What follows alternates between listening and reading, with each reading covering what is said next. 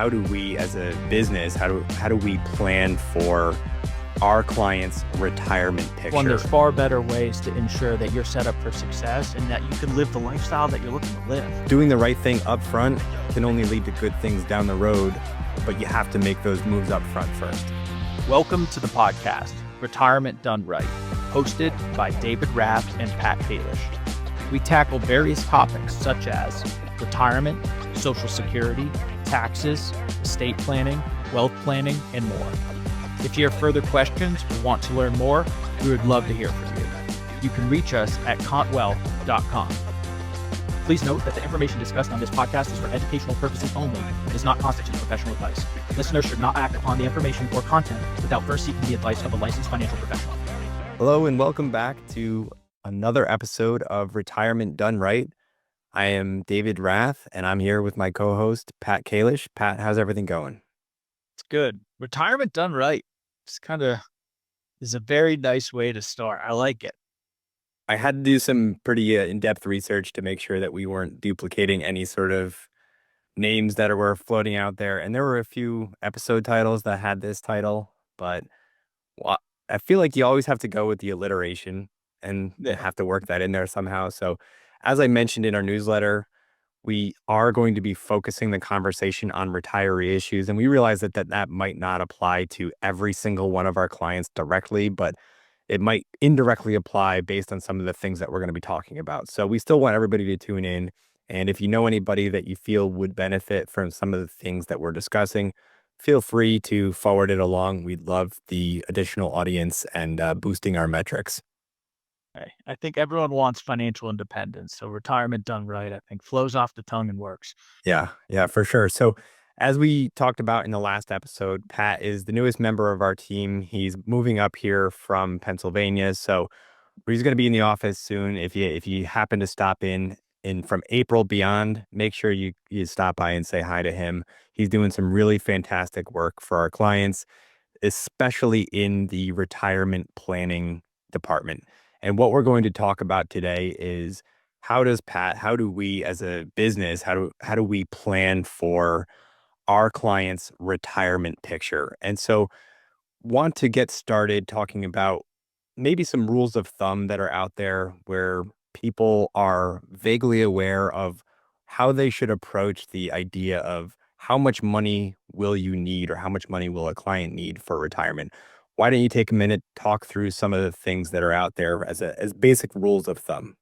Yeah, I like this topic because I think it's important. And when you look at long-term goals, right, it's important to actually have like a specific goal that you could take action on. And retirement, I mean, it could be extremely vague. You don't know how much you need to live. You don't know how much you need to save. You don't know how long your retirement's going to be. So I think looking and planning out a number that makes sense for your long-term success is so important to make sure that you're keeping track with your goals. So I like that we're starting with some rules of thumb. There's a lot out there, to say the least. Let's hit on three that are more common. Let's talk the 25X rule. So essentially what you do is you multiply annual expenses by 25 times. And then that number, right, will give you the amount that you need in order to reach financial independence. Before you pull out your calculator, David, I know you like calculators, so don't pull it out just yet. I would say be careful with it because a couple things it doesn't take into account: taxes, inflation, market fluctuation. So it's a good rule of thumb, but we can definitely do better in terms of the 25X rule. And then there's also kind of the flip side of that, I guess, if you're taking the inverse of 25 times, is the 4% rule. And this might be the most common one that people are aware of. There was a study done a few decades ago where they determined the best withdrawal rate from a portfolio was 4% per year. And just like all rules of thumb, there's some more detail that should be applied there. And one misconception that I think people have with the 4% rule is that it only applies to the growth on the portfolio. That might be a topic for another day because the idea of doing just skimming off the top is A, difficult, B, maybe unrealistic from your goals and what you actually want to accomplish with your retirement. So, the one final rule, I'll let you hit on it, which is the replacement of your pre-retirement income. What does the rule of thumb say for the amount of replacement of that pre-retirement income? Yeah, I'll be honest, I dislike this one a little bit more. So it's the 70 to 80 rule, and it basically says, look at pre-retirement income, and basically take 70% of that. And that is what you're going to need to live a comfortable lifestyle. And I have a problem with this rule, and I'm working with a client, business owner right now, working a ton, putting all of their time and effort into the business. So they don't have a ton of free time and they're looking for that financial independence. And when that financial independence comes, like they're going to have more time on their plate to be able to do more leisure activities, to take more vacations, to upgrade their house, like you name it. And if we went with the 70 to 80% rule for this client, it wouldn't work out because this client is actually spending less now as they're working than what they're intending upon spending come the age when they reach financial independence. So this one really doesn't take into account lifestyle changes. So this one, I'd say like steer clear of this one. There's far better ways to ensure that you're set up for success and that you can live the lifestyle that you're looking to live. That might be the biggest surprise for people when they enter into their first few years of retirement is they find themselves spending as much, maybe if not more, than they were spending during their working years. The old saying goes that every day is a Saturday, and if you need to fill your time with something, chances are you might do it with something that is going to cost money. So be aware that when you are projecting out your retirement expenses, that those first couple of years might be higher than you were initially intending. And this is something that we'll walk through with our clients from a conversation and talking about their goals, talking about do you plan on traveling in those first couple of years? Is that going to be something that we have to build into the analysis? So before we get into our approach and some Mhm. of the methods that we prefer, Pat, you had wanted to make a connection to the game of chess. Now, I'm not really sure why you wanted Uh, this Gosh, are we going here? because your record versus me since you joined, I don't think you've registered a win yet, Ugh. but you wanted to make a chess analogy. That's tough, David. That is tough. I tell people, be careful when you're playing chess with a CFA. They tend to be kind of long-term and strategic. I'm coming. I have set my pieces up right for this next game of ours, David. Good. All right. Good. So with that, how would you relate planning for somebody's retirement to the game of chess and especially those initial stages when you are kind of setting the stage for success? Yeah. So I'm no Bobby Fischer. So for our chess fans out there, I hope this analogy lands. But for all others, I think it will land too. So when you're thinking about the game of chess, the first couple moves is called the open. And I just lost twice. I don't know why I'm doing this, but here, stick with me here. So the first couple moves are called the open, and they're really crucial moves to make because essentially you're setting yourself up for long-term success. And you could tend to control the open at the onset of the game. And I look at that as a variable to retirement planning and coming up with your number. Right? There's a lot that we can't control in finance. We can't control market fluctuations. We can't control a lot about our industry, but you actually can control your first couple moves. You could ensure, right, that you have a good plan in place, that you have the sizable nest egg that you're going to need, and that you actually have a strategy on how you're going to tap into those assets to fuel your lifestyle. With all that said, like in the game of chess, things are going to happen. There are going to be unknown circumstances that are going to come up. But if you have a good foundation, you're setting yourself up for long-term success. And just like everything else in chess or anything else where you're projecting out over an unsure future, there's going to be things that happen that you were not really planning for. Your opponent makes a move that you need to adjust to. The world throws a curveball at you that you need to adjust to with your finances. I always quip that whenever I hand out a retirement projection, I say that everything in here is wrong. Everything. because we don't know what the next 40, 50 years is going to look like. We can't project inflation. We can't project market returns. We can't project how long that you're going to live. All that we can do is go with what the baseline knowledge is. And so your point is a valid one where you can control those initial moves, those initial setups so that you set yourself up for success. And then you make adjustments along the way. So I think if people were to come away with the theme here is that you're going to have to revisit this on a regular basis, and Right. doing the right thing up front can only lead to good things down the road, but you have to make those moves up front first. Absolutely. Love that, David. So why don't you take a second, talk about some of the different ways that we can project that retirement spending for people, starting with the first one, which has a nice ring to it because people walk away happy. Yeah, retirement spending smile. I like to smile. So think of a smile as we start to, think through the retirement spending smile. So essentially it breaks retirement into like three different stages. You've got your early retirement, call that your go-go type years.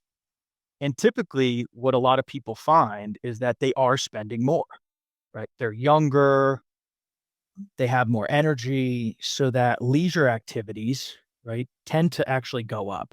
They might be traveling, they might be putting additions on their home, they might have larger expenses. So those first couple years, spending can actually be a little greater. The next, call it the middle of your retirement, the slow go years, spending starts to go down slightly.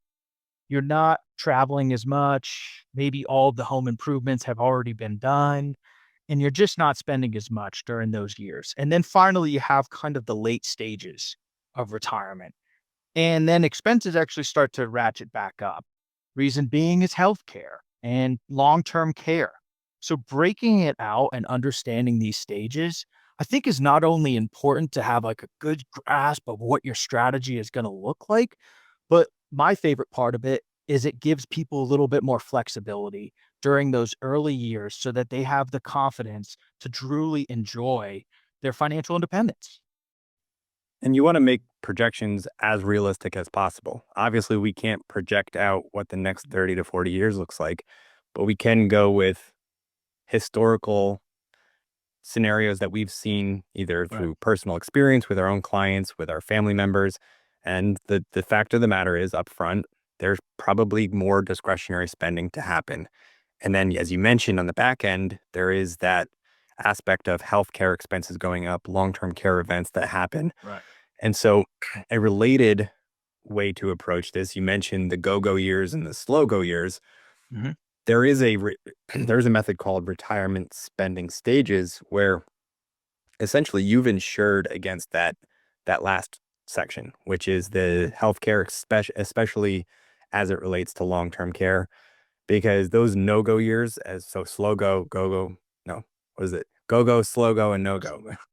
Yeah, it's tough. That last bit, if you've insured against that, then you have those expenses covered. And unfortunately, if you are experiencing a long-term event, there's not really much long-term care event, there's not really much discretionary spending that's happening. And so your retirement spending projection is going through this stair step process down where your discretionary income is not increasing towards the end of your retirement. It's really coming down. Yeah, the other thing I'll mention too, and what I'm really passionate about when running financial plans for our clients is just being very mindful of healthcare planning.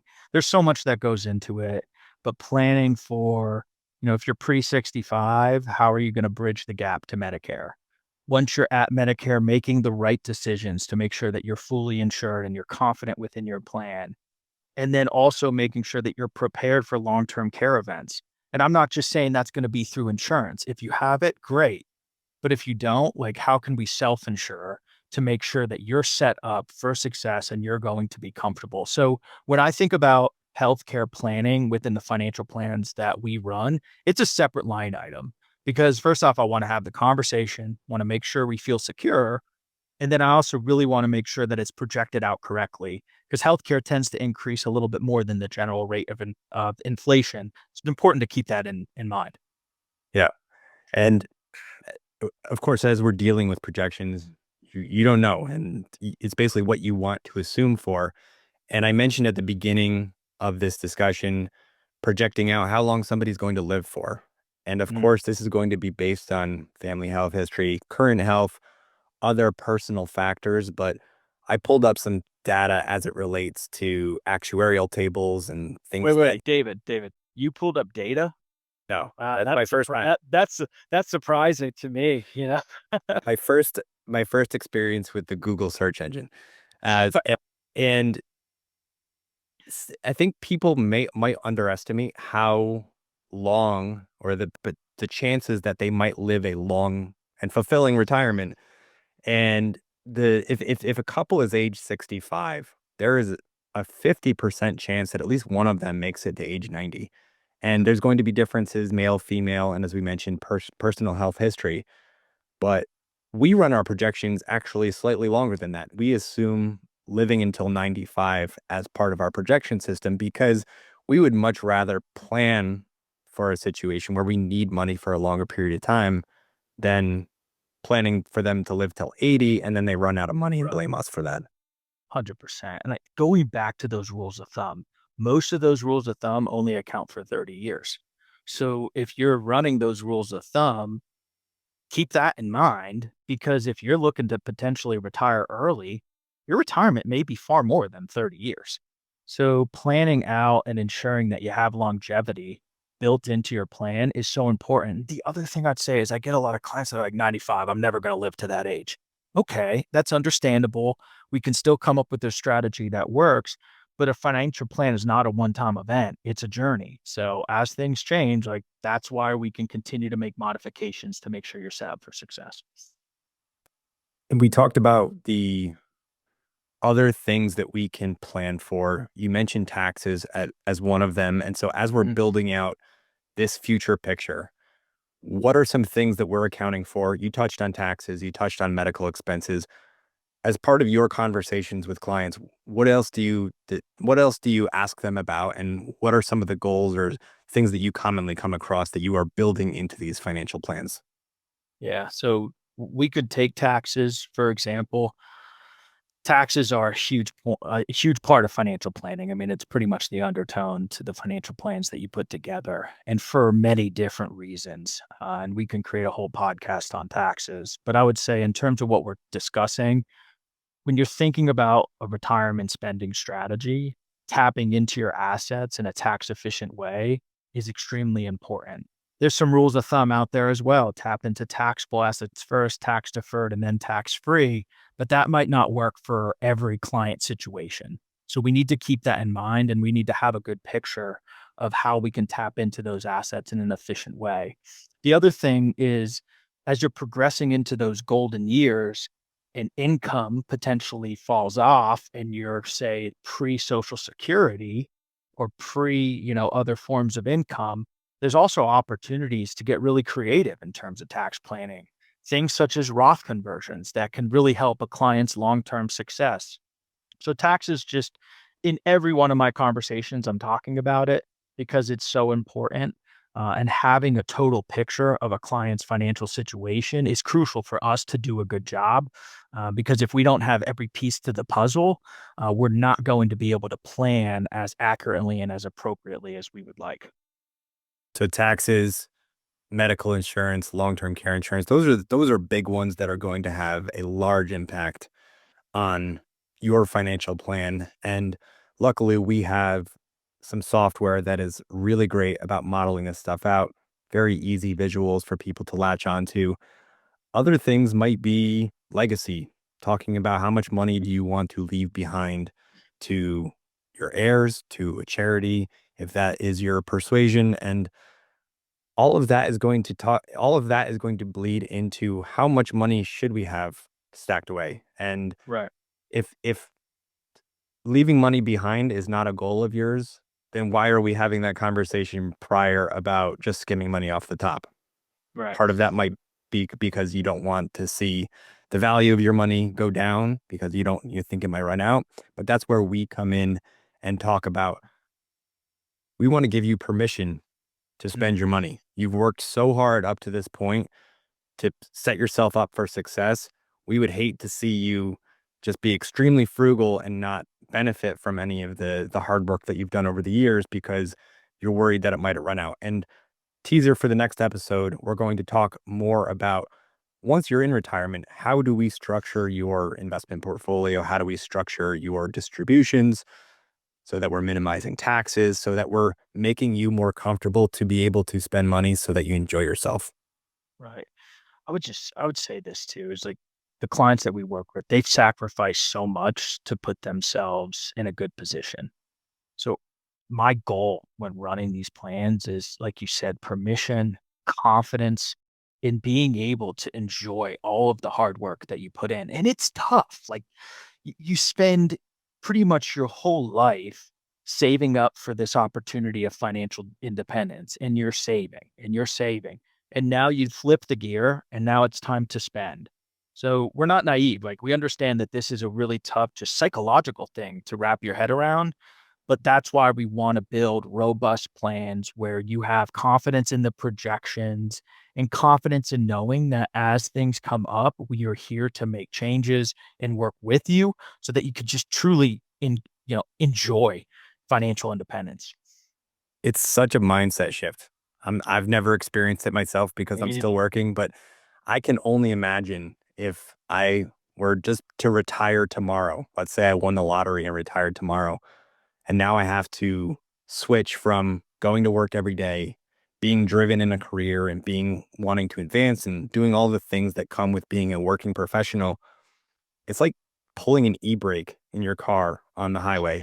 It's got to be the hardest thing for people to do. Going from working, accumulating your savings to now being forced to spend it down. So we can talk about dollars and cents all day long, but we don't want to neglect the emotional aspect of what these people are going through because it is a hard transition to make. I can only imagine what I'm going to be like when I do hand in my retirement papers. That's not for a long time, but it'll happen at some point, and I can only imagine what that's going to feel like. So we want to be sensitive to that, and we want to help people, as we said, give them permission to spend the money that they've worked so hard to accumulate. Yeah, you know what I really try and do at the end of all of these conversations when clients are in retirement or they're approaching it is, hey, do you have confidence in the plan? If that's a yes, perfect. When you're looking to take a trip, when you're looking to do a renovation on the home, if you're debating on whether or not you should do it, give us a call. Let's model it out so that then you can see the impact that it has to your overall financial plan. And hopefully, the impact, right, allows you to take that jump and to take that extra vacation or to remodel the home. And if and as clients, approach us with those types of conversations, those are, I think, those conversations are most rewarding to me because they're really living out kind of some of their long-term goals. And I'll even include the I'm a dad, so I'm a king of one-liners. I love to just say the same thing over and over again. But our firm name is Continuum, and every people know that a continuum, there's two extremes, and the right answer exists somewhere in the middle. That's how I feel at least. And I'll ask people where do they land on the continuum when it comes to their ultimate goal? Do they want to, so to speak, bounce the check to the undertaker? Or do you want to leave a ton of money behind to a charity or your family? And most people, they will tend towards somewhere on the middle of that spectrum or that continuum. So it's helpful to have these discussions because we can look at the numbers on a spreadsheet, but at the end of the day, we're dealing with people and we're dealing with the most important thing to them other than their family and their health is going to be the money that's going to allow them to achieve the goals that they want to accomplish in their retirement years. My, I think we ended there. That was pretty strong. I like that. I might steal some of those talking points. Yeah, well, anytime that you can plug the firm name in a normal discussion, do it all the time. Crush And it. it's one of the reasons why I really like working here. It fits so well into how I approach things and having the framework of a continuum for any sort of decision process is Yeah. very helpful because things are not black and white. Everything is going to exist in that middle area. And our job as advisors, as planners, is to help people determine what's most important to them. Where do they fit in between those two extremes, and then help them move towards that. For sure. Love it. I agree. So I think that's a good spot to end, as you said. Is there anything else that you wanted to just throw in before we let people go? No, I think we covered it. I think at the end of the day, we can talk rules, we can talk strategy, we can talk about how we do things, but the most important thing is having the conversation, right? Like really diving deep for us to understand your goals, the lifestyle you're looking to live. And then from there, we map it out. And then we start to use these different projections. But just feel free, have the conversation with us. That is why we're here to set you up for long term success. And I'll take a second here.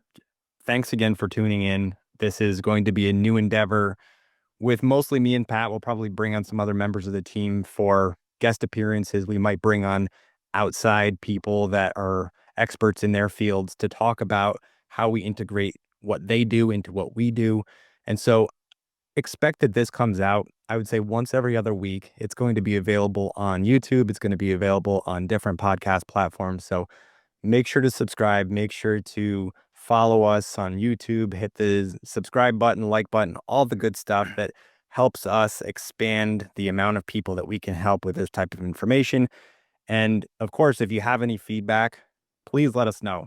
Good or bad, we have thick skin. So if you think that there should be something that's covered that's not, let us know. We want to hear from you. So please reach out to us. Again, this is David and Pat. We're the Retirement Done Right podcast, and we look forward to seeing you next time. Awesome. Thanks, y'all.